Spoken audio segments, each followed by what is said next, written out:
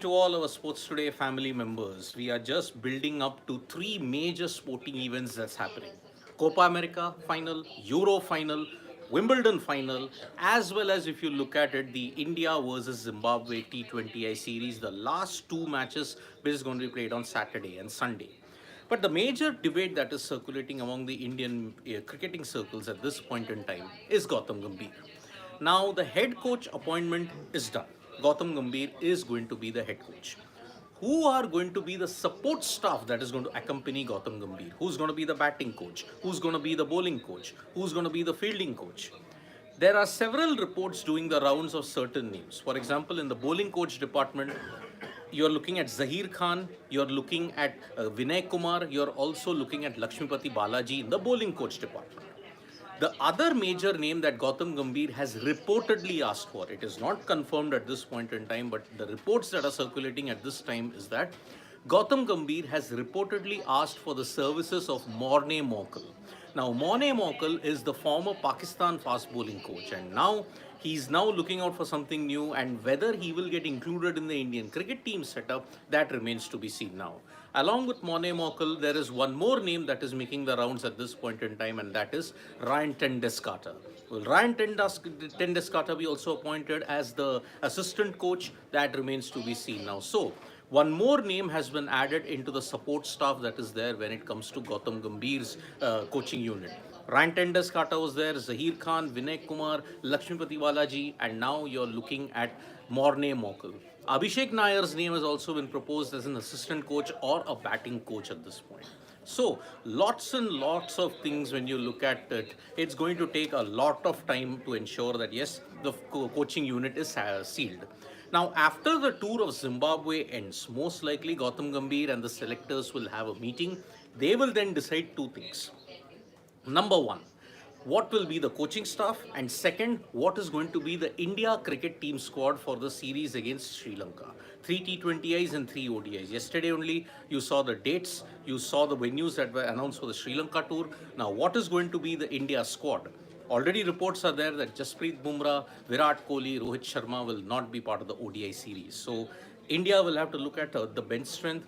Maybe KL Rahul leads, maybe someone else leads at this point in time. So, that is the current situation that we have got. So, India will be aiming to ensure that their coaching staff just absolutely gets completed before the Sri Lanka tour. By next week, mostly, you're going to see the entire coaching staff being finalized along with the India tour squad as well. So, lots and lots of development coming up when you look at Gautam Gambhir's situation. Yes, he has asked for something, and in a recent interaction that he did with the host broadcaster Star Sports, he has stressed one very interesting thing. There's one trailer that is doing the rounds on social media which states, if a player is in form, he should play all three formats.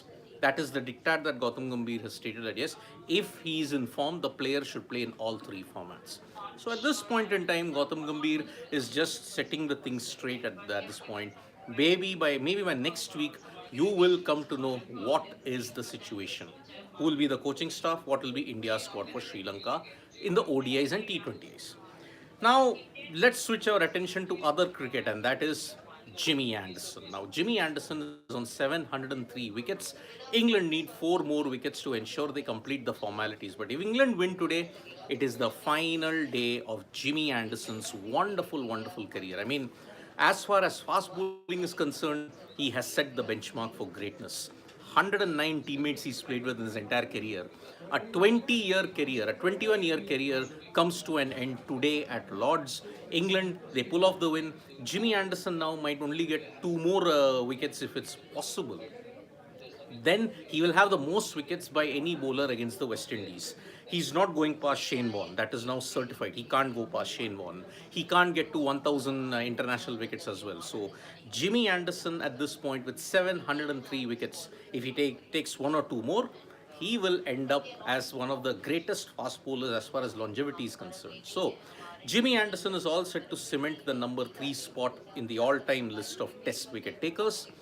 Muttaya Muralidharan 800, Shane Warne 708. That record of Shane Warne was in danger of being broken. Now it's not going to be broken. Muttaya Muralidharan's record, one feels at this point in time, will never be broken. So that's the current situation when you look at it. Now, as far as other sport is concerned, this is a very nice headline that's been given. The grass smells like jasmine because the women's finals have been finalized in Wimbledon today with Jasmine Paolini and Barbora Krejcikova. They have made it to the final of the women's singles in Wimbledon. Now, in the Wimbledon men's singles, you're going to see two things.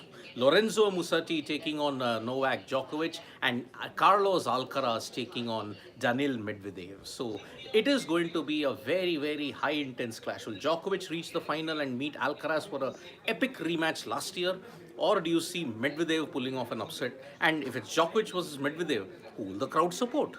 The booing might continue, the booing may not continue. Let's see how that goes. So Wimbledon is shaping up to be a classic at this point in time. Djokovic, if he wins Wimbledon, not only will it be his 8th Wimbledon title, he will then have broken the record for the most slams in the history of tennis.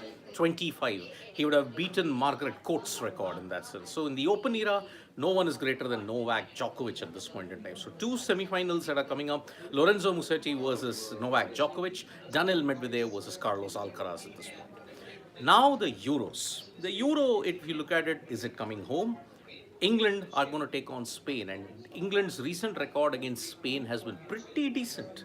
So it is going to be the chance that yes, England eliminate the 2021 pain and finally win a title after 58 years, an international title, by the way.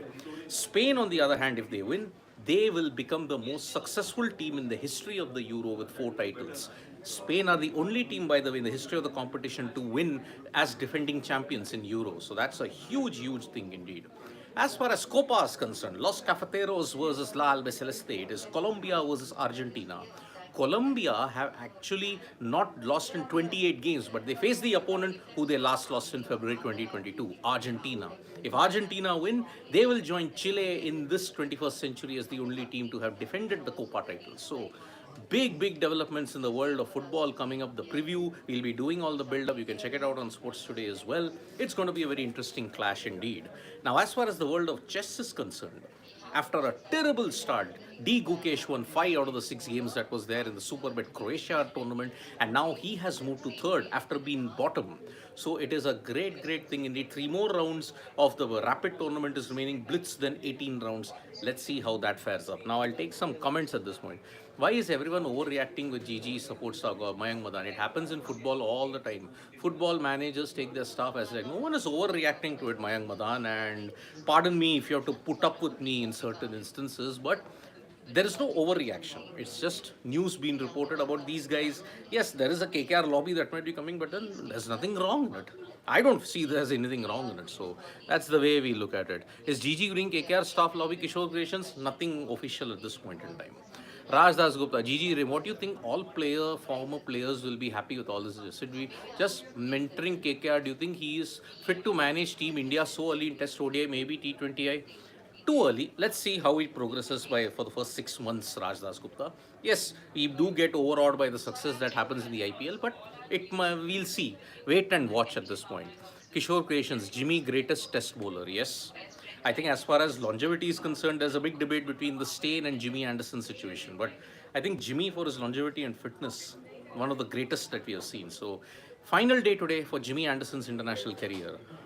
Ashwin Kumar, the hype Gambhir is getting, it's either good or totally bad. No two ways about it. Well, let's see how it goes. So, let's wait and watch for the remainder of these 6-7 months how it goes about. So thank you so much, folks, for joining us for this live. Subscribe to Sports Today for all the latest news and analysis, and don't forget to download the Sports mobile app for all the information you need in English and Hindi. Bye bye.